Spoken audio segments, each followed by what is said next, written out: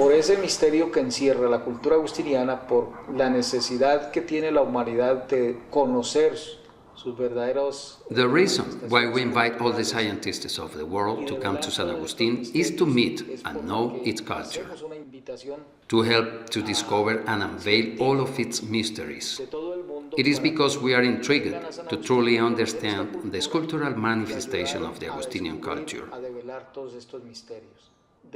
We say that the archaeological park is really a paradise where visitors will find peace, tranquility, harmony with nature, and the security that we all demand. For this reason, many diplomats and personalities from around the world frequently visit this site.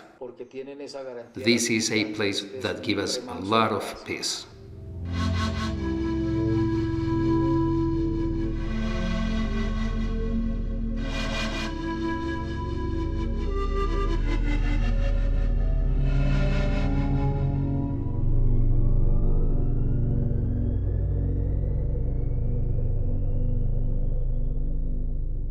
These sites were chosen from a geographical and astronomical perspective.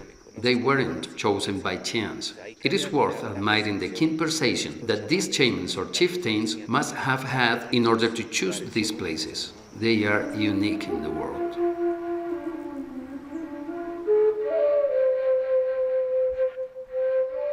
The tropical air of the mountains, the smell of nature, and the magnetism of the place draw people here to be born or to die. The murmur of the mountains and the grandeur of the landscape help us to understand the vastness of being.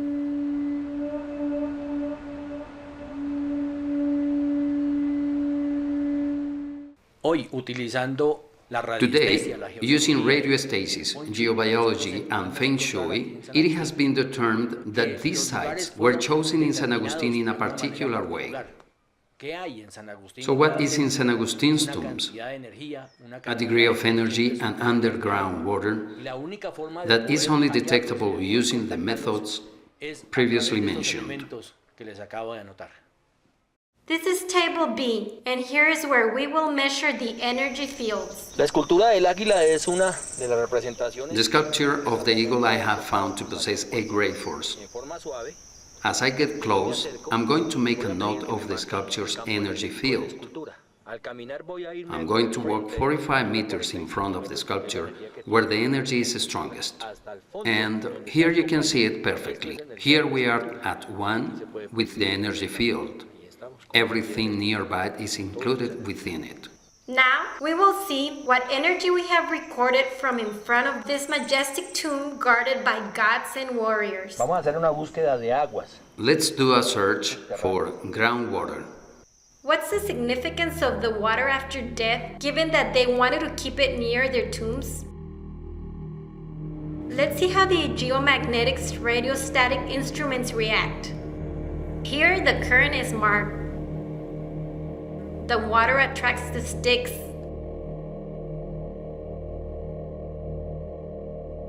One.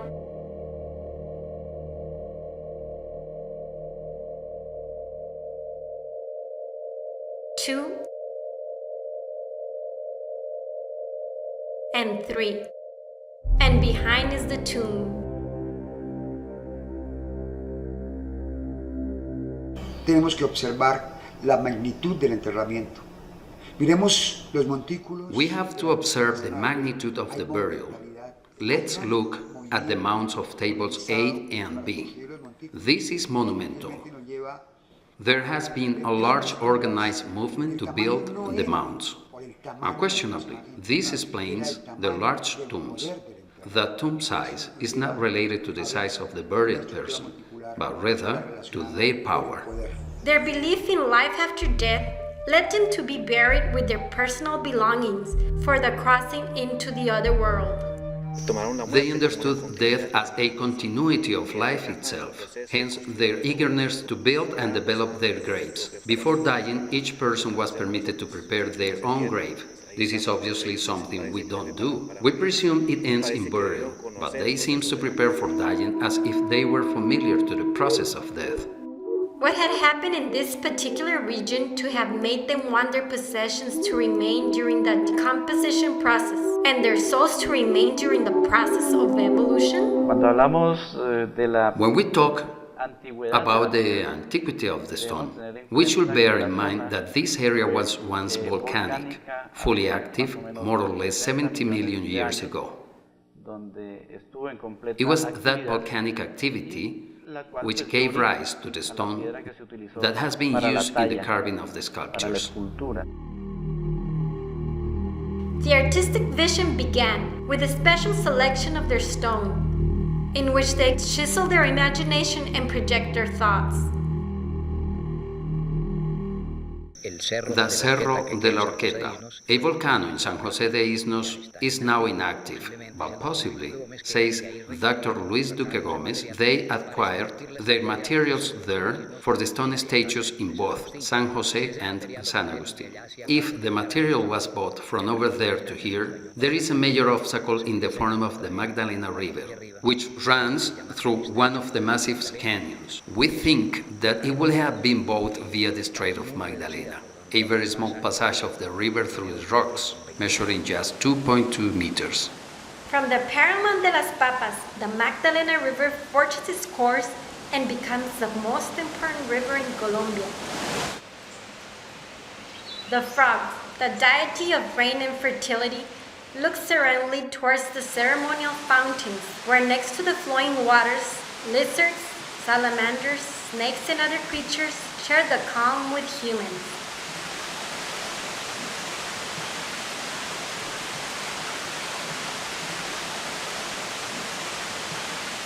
The smooth embrace of the water, a vital element.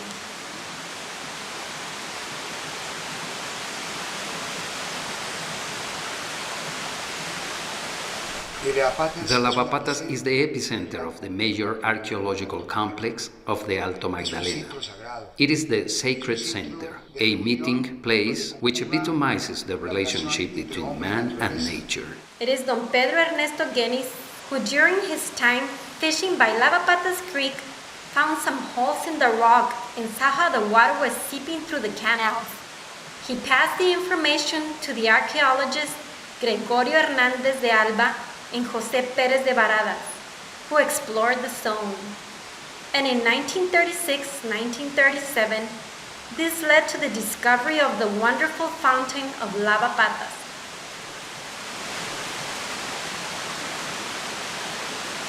This ceremonial fountain is one of the sites where they were able to make a number of traditional medicines. Some of the water animals are associated with myth or rituals. Among them are snakes, frogs, and lizards. There are also human figures, suggesting that there is a relationship between man and nature. One incredible thing is to note how skilled the sculptures were at hydraulic engineering. When the water falls, it produces a range of sounds, as if you were listening to classical music. First, the water runs through the main canal. Then it is distributed amongst the other canals, creating a variety of sounds as it falls. It seems like there is a strong energy here in communication with the above, the superior, and the astronomical world. These magical places consist of 34 figures, and it is very possible that it was a center of healing, of water birth and preparation of medicines. It could also have been a ritual and ceremonial center where, through the use of their sacred plants, they could achieve a connection with the universe and experience a heightened sense of awareness.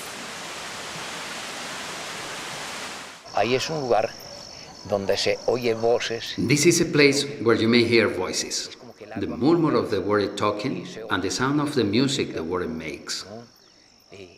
The water makes music.